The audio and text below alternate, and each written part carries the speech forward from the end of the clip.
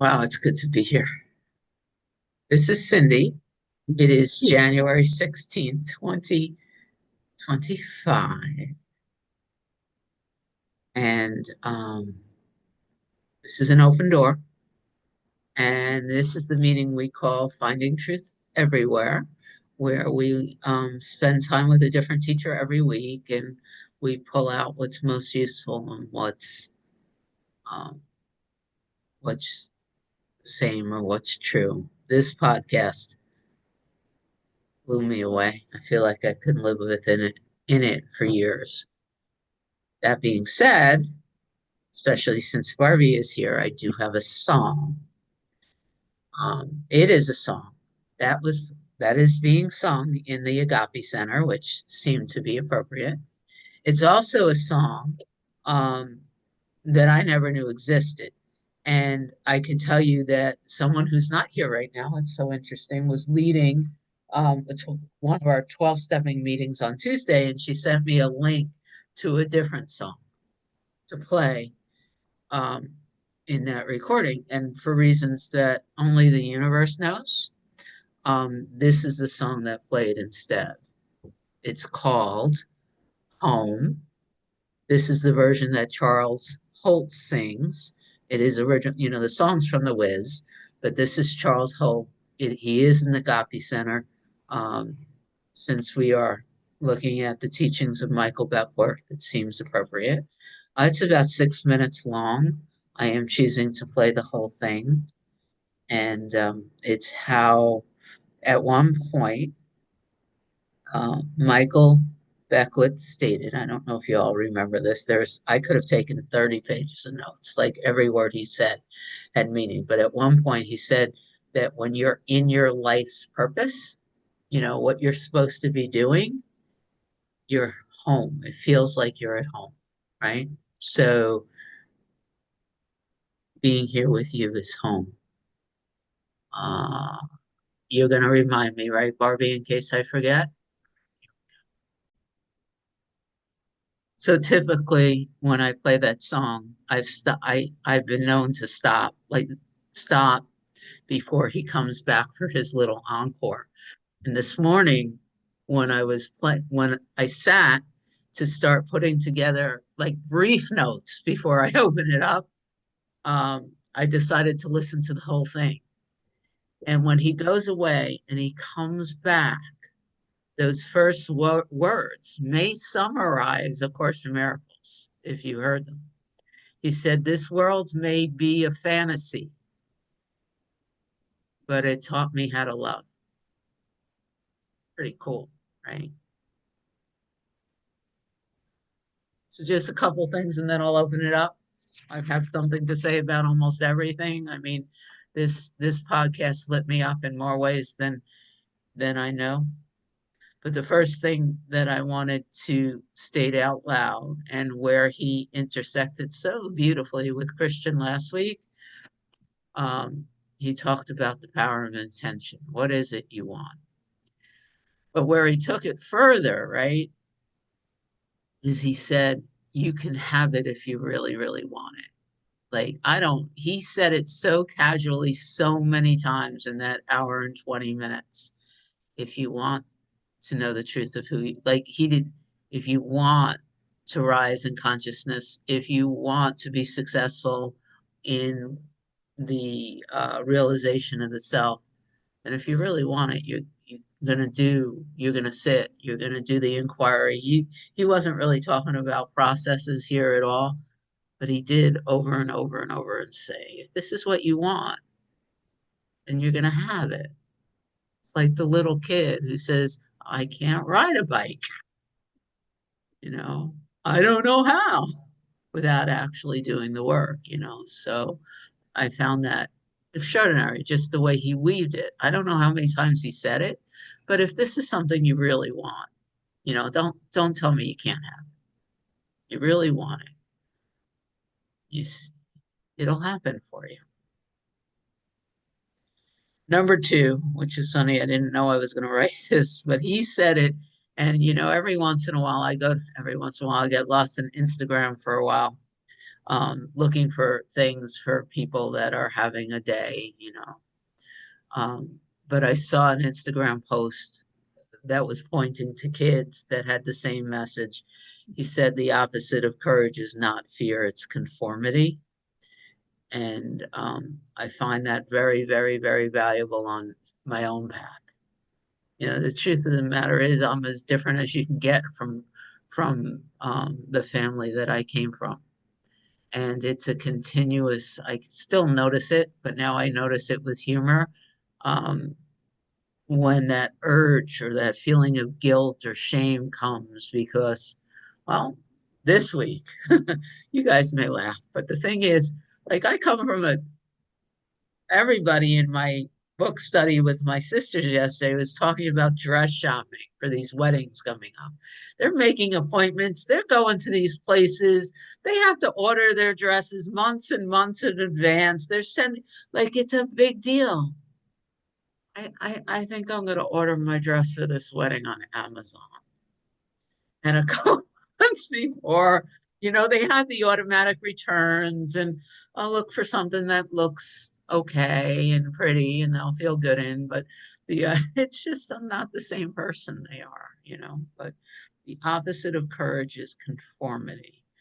You know, it's let the idea of trying to fit in means I am not going to discover who I am. I no longer wish to fit in anybody else's box. Um, Number three, and I created some of my own, you know, um, and in my notes here, I just say living in the questions. And I loved, and I'll read some of these questions. The thing is, he also stated that we don't want to look for the answers, right? We're living in the question, and at some point, we got to accept that our imagination and our visualization is of limited use at a certain point because our imagination pulls from what we currently know based on our conditioning and our belief. The truth sits outside of that. So when we're willing to live in the questions and allow something outside of our conditioned mind to work on us, the answers and the life that will arise from them will not meet our expectations. They'll blow our expectations out of the water. What is it that wants to emerge from me? What is the gift I am here to give? What is in this circumstance for me to learn and grow through? Um, it changes the perspective on whatever the circumstances, which leads me to like the three levels of gratitude, right? Number one, to be grateful for the blessings in our lives. Number two, and this is the one I hadn't heard really before, is in the way he stated it, to be grateful for our challenges because they activate our potential. You know, so what is it in this moment, in this circumstance, that is here for me to learn and grow and expand through? What a different like question to why the fuck is this happening to me again? Or can I have one lousy good day? Why is the world hitting me over the head again today? You know, what is here for me to learn and grow and expand through, no matter what it is?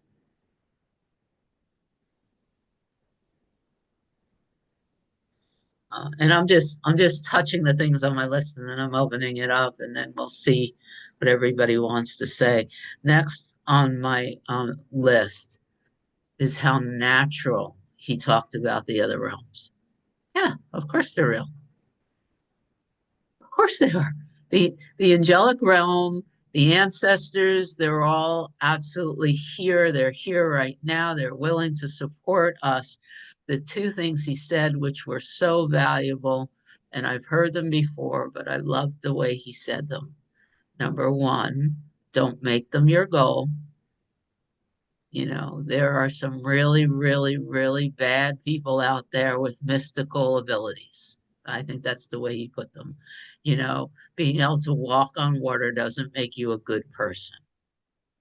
So you can absolutely connect with them and work with them. He said they used to be a much bigger part of his life than they are now, but make source your goal, not mystical powers. And the second thing he said, which I am trying to remember on a daily basis, on a multi-daily basis, is these light beings, these beings from other dimensions, whatever you want to call them, are absolutely here to support and help us, but only if we ask. You have to remember to ask. And this has come up in a number of our conversations, and it comes up in my world all the time. Like, what is it I am attempting to do on my own instead of sinking and asking the Holy Spirit or the angels or my guides or whatever you want to call them? You know, what aspects of Cindy's life does Cindy still insist she has to take care of on her own? Um, then the next is this idea of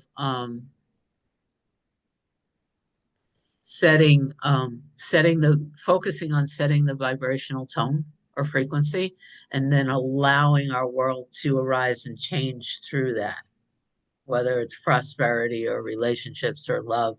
The it he really really, when he was talking about finally saying yes to beginning the Agape Center, for months and months and months, the group that was involved got together and they focused on how to hold the frequency of what was being asked to happen through them.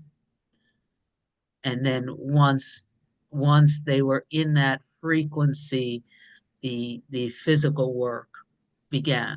But um, setting and holding the frequency was his focus, and I got a lot of that from Christian too, and many of our teachers. I had never heard this study, that the sending positive frequencies to plants and watching them grow. I've heard about that since The Secret, but the third piece he added to it, the planting the plants and just neutrally taking care of them and they grow, sending positive vibes and you're going to grow big and strong and they grow bigger. But when you sit in the frequency of thy will be done with the plants and watching them just grow even bigger than the second, that was part of that teaching. And then I was thinking about you, Mel, with this last point, right? Because you often talk about Regina's four, right? The four steps he had. I was I really loved his four stages. And they fit really well as a map. Beginning the when you're fully asleep, it's the to me stage. This is the victim energy, and I have to defend myself because the world is attacking me, and I have to figure out how to prove myself, blah, blah, blah, blah, blah. So that's the to me stage, right? And then I also love the fact that he said to get from stage one to stage two, and he also clearly stated that none of this is linear, that all these stages are happening in various parts of our lives, and there's a propensity, and all of this fits really well with Regina's map too. But by the grace of God, like something wakes you up. Said, oh, there's something else. And we go from stage one to stage two, and the stage two he called the by me stage, which for me the law of attraction and the secret fully, you know, embodies the by me. I can use and new thought too. I can use the power of my mind and affirmations, and I'm going to be really happy. And the big, beautiful house is going to drop on my lap, the by me stage. But then we move from the by me to the through me stage. And a lot of what we discuss here is this through me stage, right? Opening up and allowing the Holy Spirit of the divine to flow through us. and doing the purification and the expansion work and the joint allowing to stop getting in the way of that. And after the through me stage is the is me stage. When you lose that sense that you are something other than the divine that's flowing through you. And just to, the other part of that, and the way he taught it, also very much reminds me of Regina, what I've received through spending time with Regina. There's many of us, and for me, in one stage, this awakening or the expansion, or I don't care what we call it, the stage of rising in consciousness and being able to be a placeholder for larger and larger vibrations feels gradual. It's gradual, but it's not gradient. The way Regina taught it, she said it's like buckshot. Like there's a veil, and on one side of the veil, you're totally unconscious, and on the other side is full consciousness. And this work cuts holes in the veil. So more light shines in, right? He's somehow this teaching reminded me of that too, the wave moving in and out and having these glimpses that allows more of that to shine through. But I don't think we're ever partial, like it isn't a 50% step. And a lot, it's the same way human beings when they're kids, it's the same way we grow. We don't we don't go from 4 feet to 4 feet 2 inches in some sort of gradient scale. Like we go to sleep and we wake up and somehow we're 2 inches taller. Um, Regina teaches again that actually when we learn things, it's the same thing, because there's nothing really to learn. When we study, it's more like we're giving our willingness and we're allowing the field to be prepared. But then the information drops and we just know something that we didn't know before. There's a grace in that isn't fully understood. Um, and and much of what he was saying there really allowed for that too. The last thing I'll say, which I also really enjoyed, and it feeds, my love of Joel Goldsmith because Joel Goldsmith teaches it in different words. Um, but he said, what did he? We download pockets of remembering. Yeah, I like that. Well, it might not be 2 inches, it could be an eighth of an inch, but it's not a gradual um, belief is the placeholder for knowing, is what he said. Joel Goldsmith states it's important, and the tall ships is a thing you have to have. There's Joel Goldsmith says the word of the like studying the word and the concepts and all the quotes. It's important because it gives us a framework that allows the download of the knowing and the experience of it. But they're two different things. So that's a high level. And I'm going to be quiet now and see what happens next because I can spend hours on this. I like being short. I don't need to be any taller than I am. Okay, Ron, it's all yours. All right, I'll just start because that way I know someone will follow. Grateful to be here. Very much enjoyed listening and was very intrigued. Cindy, you touched on a lot of the little things that I had picked up on as well. What I noticed first and foremost is he talked about a field of gratitude being generated when he first wakes up in the morning. Right. The idea that at one time on this journey, I would wake up and say, oh my God, it's morning, when you're really stuck in that dream and it feels like everything is so dense and heavy. Now it's more, oh, thank you, God, it's morning, and help guide me today. And that's my prayer in the morning. I loved living in the questions, and so I would like to go back and listen to that little section again, because I don't recall what some of the example questions were that he used, but I think there's also that pointing that he made over and over again is we're each unique. And so my questions are for me, I don't need to copy someone else's questions. It's the willingness to sit and be still and ask, what is my question? And the same thing with what is my passion? What is my desire?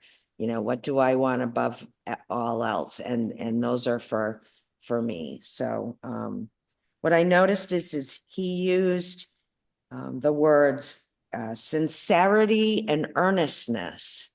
And I just was reading Nisargadatta Maharaj, and he was just talking about that too, that those are some of the requirements to awaken, is to just have this sincere desire above all else to do so.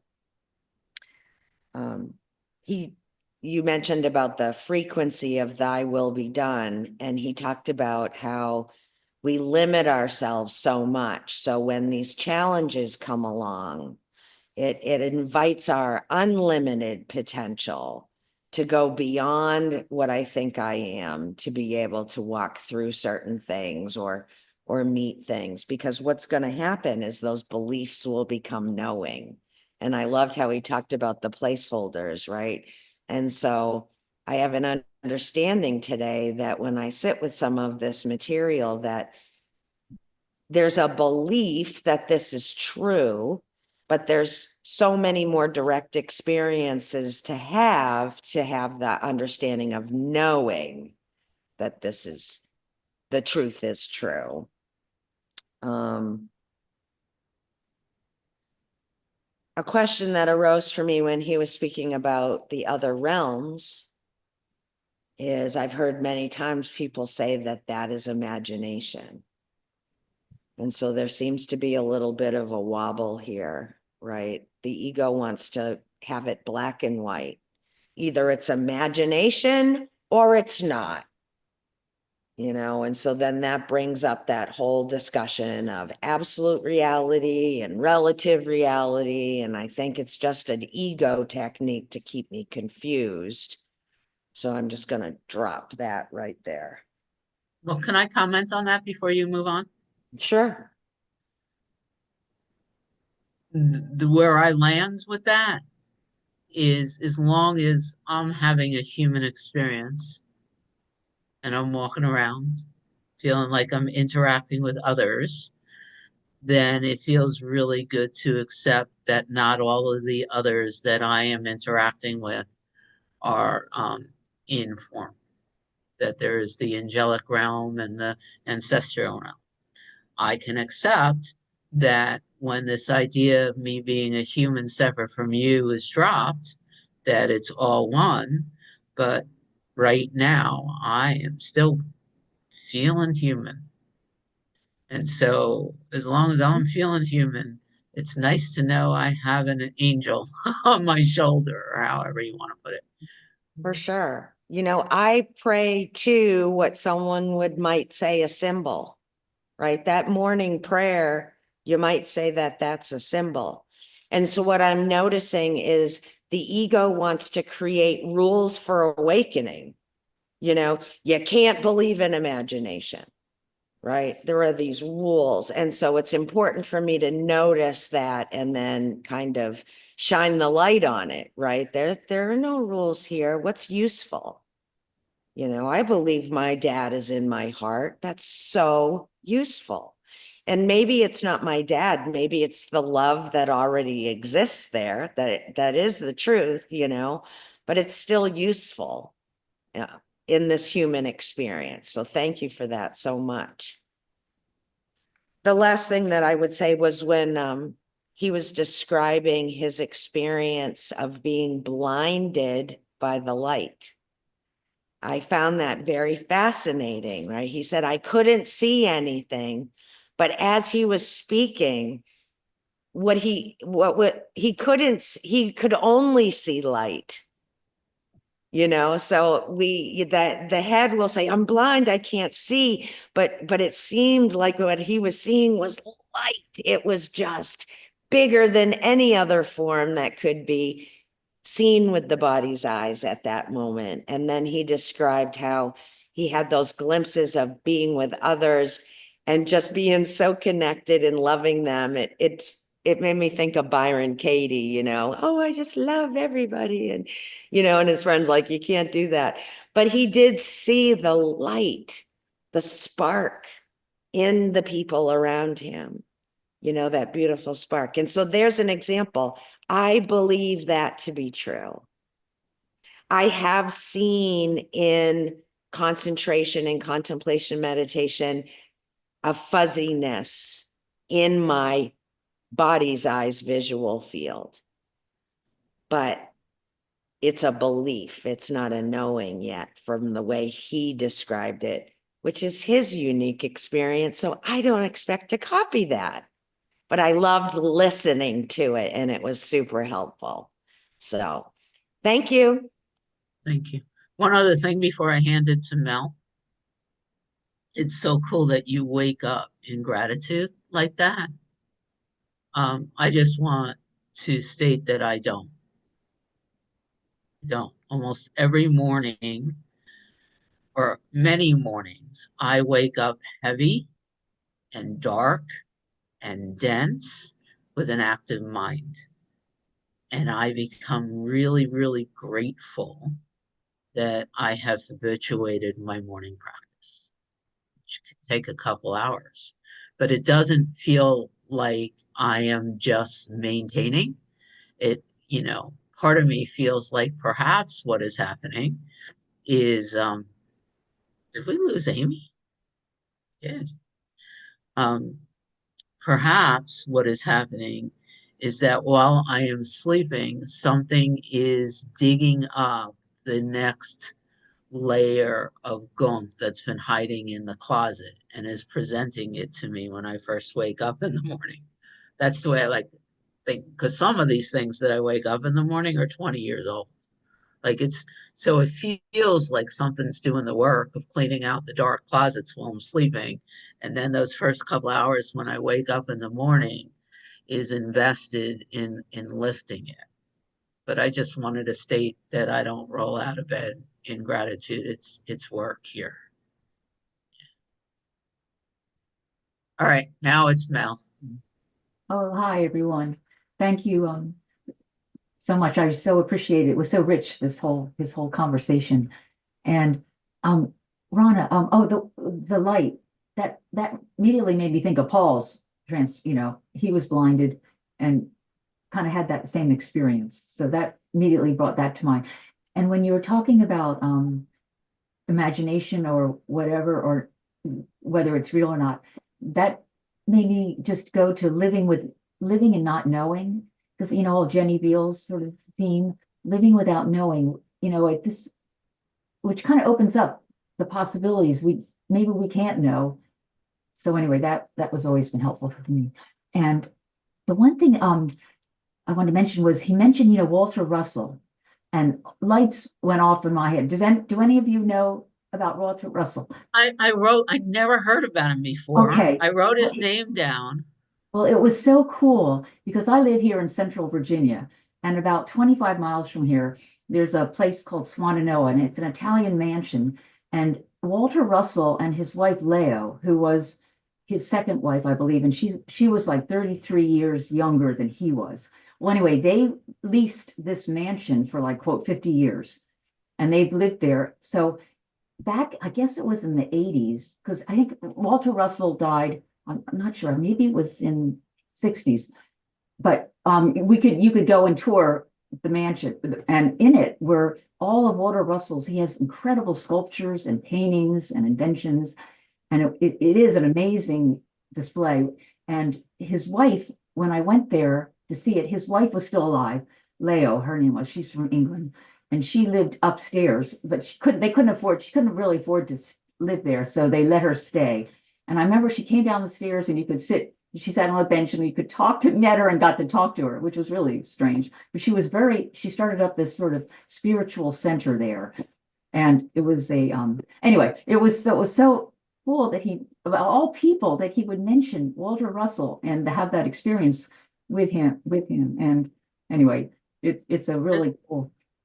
has anybody read his books? He's written a whole list of things. And Has anybody read them or attempted to read them? Because it sounded like Michael Beckwith worked with Walter Russell after Walter Russell yeah, already was on the other side. So he yeah, was like one of his guides, and yeah. his books really lit up something for him. I'm curious if anybody has read them.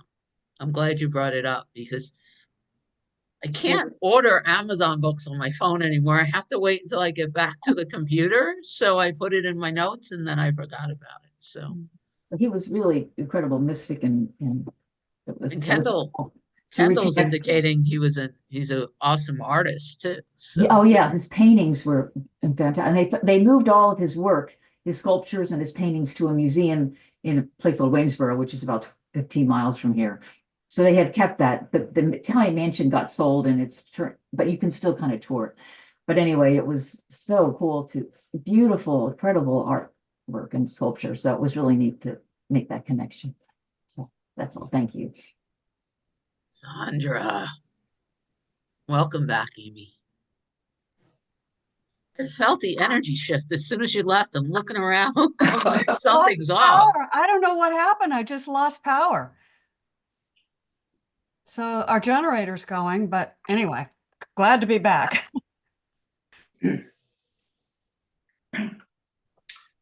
All Hello. right, Sandra. Hello. So nice to be here. Yeah, I really loved this as well and could speak about many, many things that he said. I guess I end up loving every podcast every week. I don't know what it is, but so you spoke to many of the things that I wrote notes about, but there were a couple of things that spoke to me. Let me see if I can find what he said. I think you know by now that I sometimes struggle with the dual, non-dual label. That, you know, the non-dual teaching implies there's no duality. And when he said in the very beginning, and when he was talking about establishing an intention,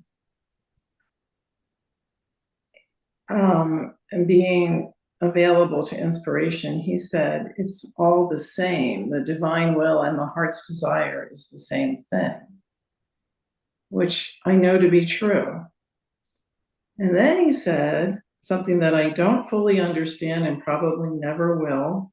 I've given up, Mel, trying to understand. That the universal wants to individualize and the individual wants to universalize. And I thought, yes, there was a yes in me. And so there is no conclusion. The only thought is that I am dual and non-dual, and they are not opposite. They are all one. And I have dualistic experiences and I have non-dualistic experience, and I'm supposed to. I'm not supposed to try to get rid of the non-dualistic experience.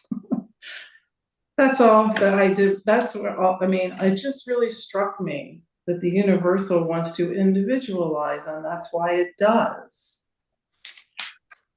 Because it wants that experience. So then the other major impact that this had on me was when Andre asked him to please describe some of his experiences because it might bring comfort to others. And so when he started describing some of his experiences, it did bring comfort. I don't know if it did to any of you. Just the idea that he said you could think you're going crazy, or you could think you're schizophrenic. I had both of those feelings. That's why I didn't speak to anyone for at least a year. And then only after a year or so, I would speak to very limited groups of people about my experiences. I love that he talked about the voice in the head that told him things. Thank you for saying that. I loved what I think Rana was describing, the section where he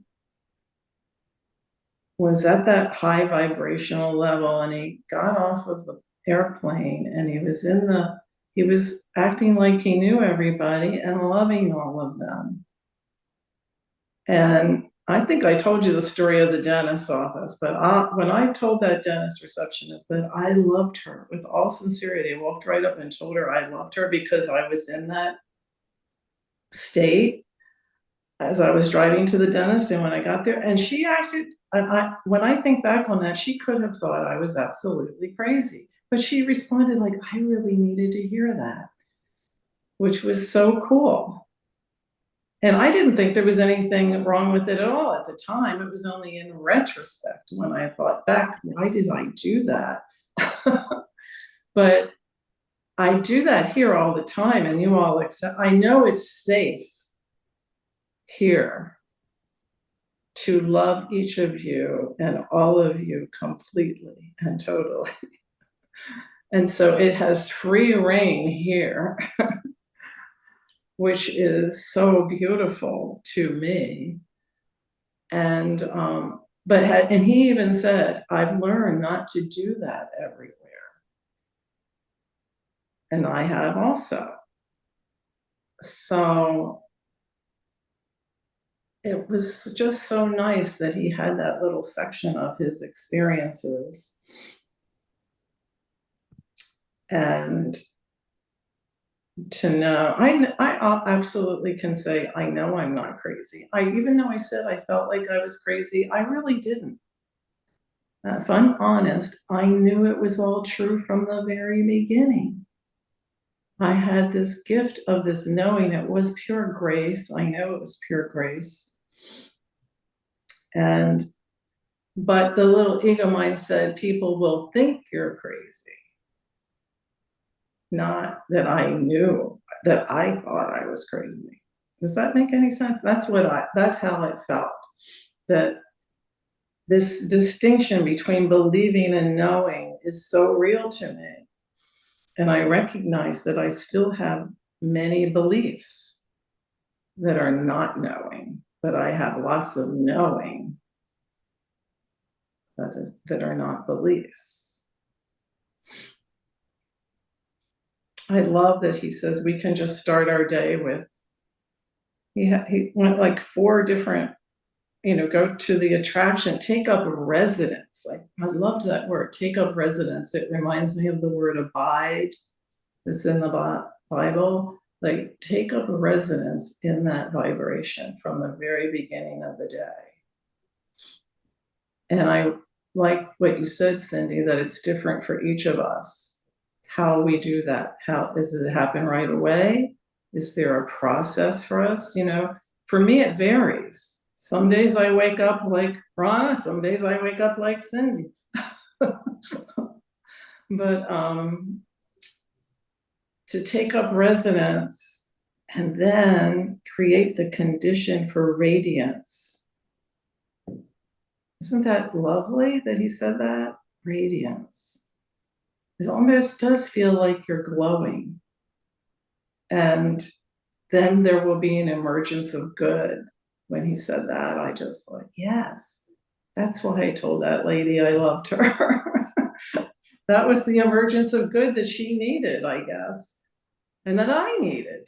I needed it as much as she did. It wasn't like it was is good for her. It's always good for all. It's always good for all. So once again, I will thank you for bringing these beautiful teachings to us, to me, and allowing me to speak of them without fear and in love. Thank you. Next week, it's a teacher that came from Kendall, and then I have to look up because I think Carrie sent me a link to someone, and then Kendall sent me a link to somebody else, and I'll be setting things up. Oh, I just thought of one more thing that I want to say. I love that he used the word communion, because I always say meditation is not my word, communion is. I don't meditate, I commune. I commune with the all. And it doesn't have to be sitting, it doesn't have to have a mantra. I can be walking around doing dishes, or it's just communing. It's like a living, walking, being meditation. It's done. Thanks. Done for now. Why don't you say done for now? Because one never knows. Hey, Michelle. Cindy, hi.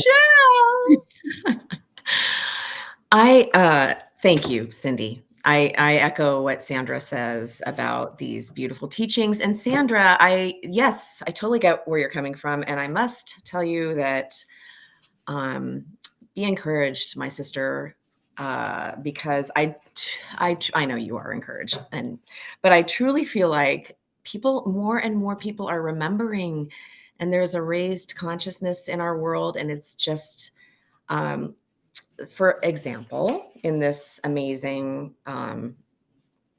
experience with Michael and Andre, I loved toward the end when they emphasized, both of them were talking about how our own liberation really is the liberation of others. I love that. And the power we unveil within ourselves, this light really becomes the conduit for so many other people in a really tangible way. I mean, I do know this, but hearing it, I'm like, I just want to put little signs up all over the house.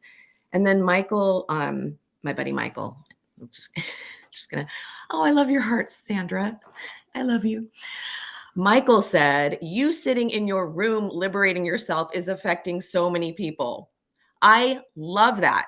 So like when there are days where you just want to be in your room for a little bit, I mean, look what I just find that to be, I don't know why I keep, Michael did say this too. We forget, we remember, we forget, we remember.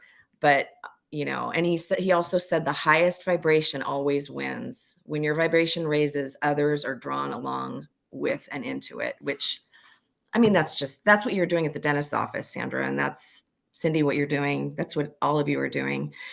And so there are going to be more people with providing these safe places to be their authentic selves.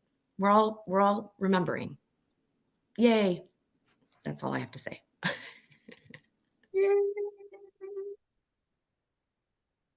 Amy. I just got an alert from CMP, and they said they had an outage near our road. Somebody probably hit a telephone pole. So I'll be brief. He talked about dreams, and I always really like that. He seems to get his inspiration from many different sources, and I love that. He's open to the fluid influx of information from wherever it comes from. He hasn't closed himself off, and I really like that. Just a personal note, I dreamt last night, I have these recurring dreams where something's coming after me, and I try to find a safe space, and I close myself into a small room or something, and then I lock the door because whatever's on the other side is not a good thing. And I wake up and I know that's my higher self is like wanting to get in, open up, you know. And last night I was literally in a spaceship, and I tried to lock the door, and I locked it, but at the same time I saw something fall against the wall of the spaceship and break it right open, and all of space was on the other side. But I was still trying to lock that door. And so I wake up in this reality with this consciousness, and it's like I know in the dream world that something's coming through, and yet I'm blocking it. And I every time I go to sleep, I think, okay, let's not block it this time. But it doesn't seem to be getting through completely. It's just an interesting journey. I just wanted to share that. It is an interesting journey, and I was so looking forward to your communication about how, you know, the big moment when his heart was stabbed in a lucid dream, everything that arose after that, that was extraordinary. That was very shamanic in a way, really, really shamanic. Yeah. Um, yeah. So he got he got killed. I mean, in shamanic journeying all the time, you have to die to become yourself. And that's what the Jesus did, right? Same thing. We know that. It doesn't make it any less of a terror, though. It's still really terrifying. And you don't know until you've gotten through on the other side. Tricia, it looked like through the chat, everybody answered your questions about what we're doing here. Yes, indeed. So thank you. Being the newbie, I appreciate it. Let me lower my hand here. There. First of all, Sandra, I understand what you're talking about when you're talking about non-duality. Am I this? Am I that? You do need a coat when it's cold outside. I mean, that's where the dual works. And it doesn't mean the non-dual or the dual is real. You do need a coat.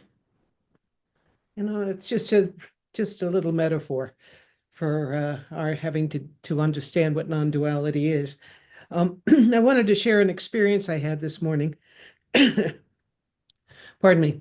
I'm a psychologist and I was working with a client this morning, and I don't know where this stuff comes from, I tell you. And it's we're doing Zoom, and he's a guy who's very stuck in his thinking because he thinks that his intellect that's been ingrained in him, that's all that's important. And suddenly we're talking about God, and he thinks of God as this vindictive energy. God is going to strike him down because of some of the Christian learning he had as a small child, and had continued to as he was a missionary. He no longer is a missionary. He was disillusioned. Be that as it may, back to present time. I've been working with him now for about a year, and something came to me today. We were talking about the heart and what happens when he gets from his head and just drops into his heart. And then this came. Possibly your heart is there where God lives to help inform your mind, help inform your intelligence. Had you ever considered that as a possibility? Where did that come from? Where did that come from? And I think to myself, it doesn't matter. It came. And it was such a wonderful moment for him to watch him go, oh, that never occurred to me before. Imagine. And I thought, boy, this is a lesson for myself as well to remember that. Because my heart informs what I'm going to do next, whether it's making a meal, making soup, or going to the dentist, which I have to do today. It doesn't matter. If I come from my heart, I meet the dentist and say, hi, how are you? Good to see you. I don't know. I just wanted to share that because it was a very poignant moment for me. Thank you. Thank you.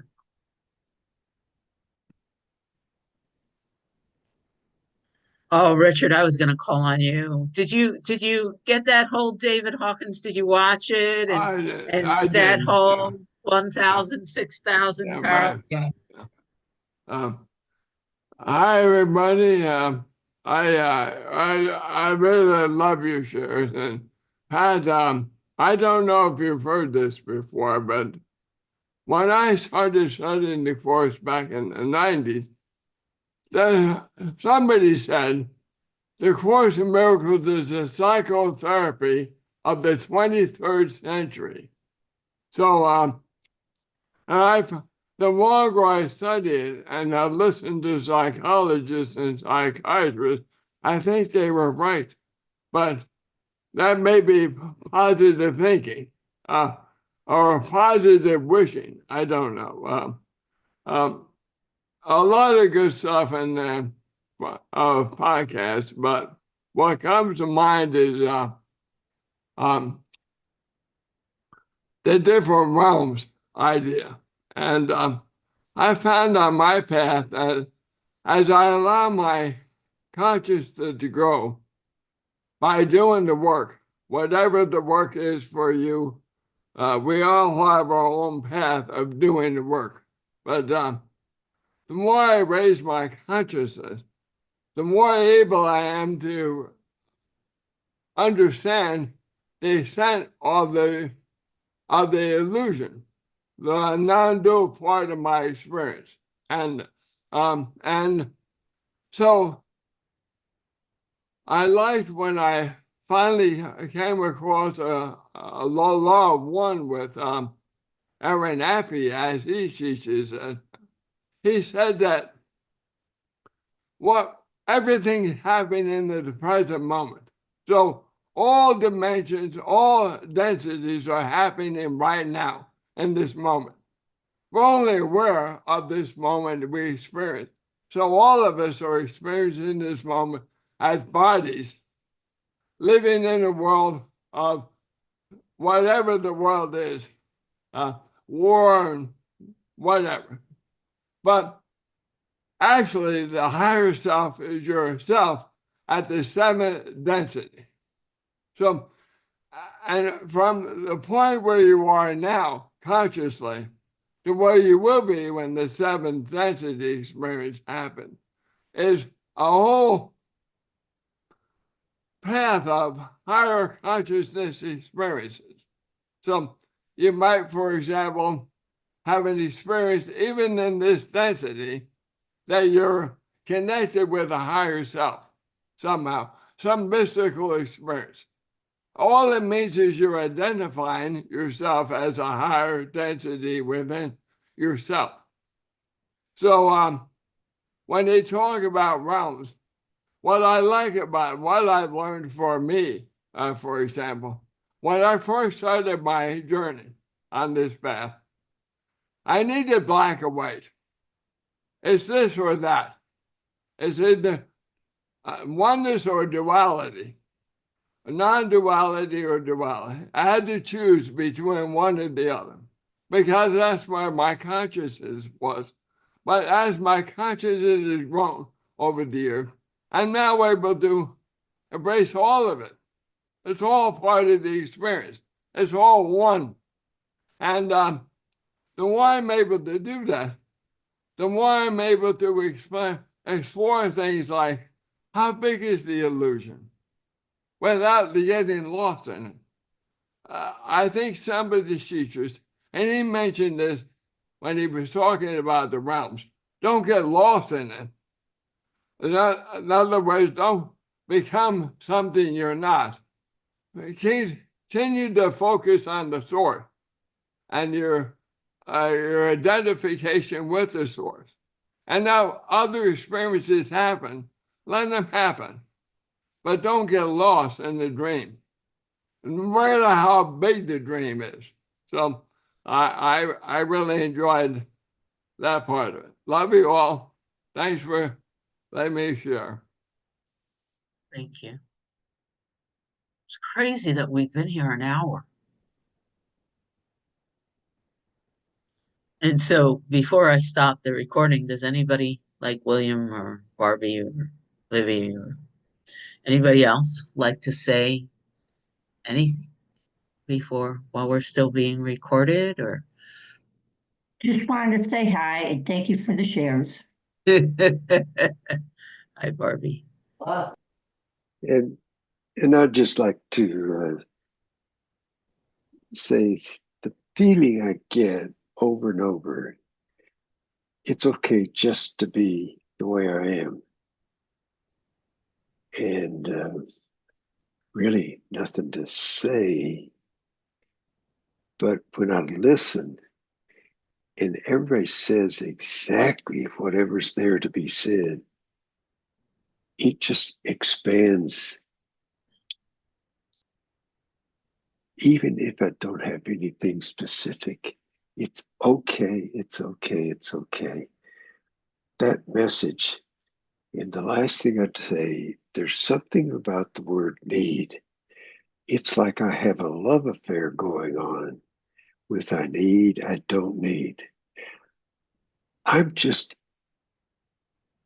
open to how that's going to unfold because I feel it's both the dual, non-dual. It's the meeting place and the formless and the form somehow in the moment, the moment, the moment. I don't know. I don't have to know all that, but need, and it just gets me in such trouble, and I don't need. So it's a dance that I'm aware of going on in here.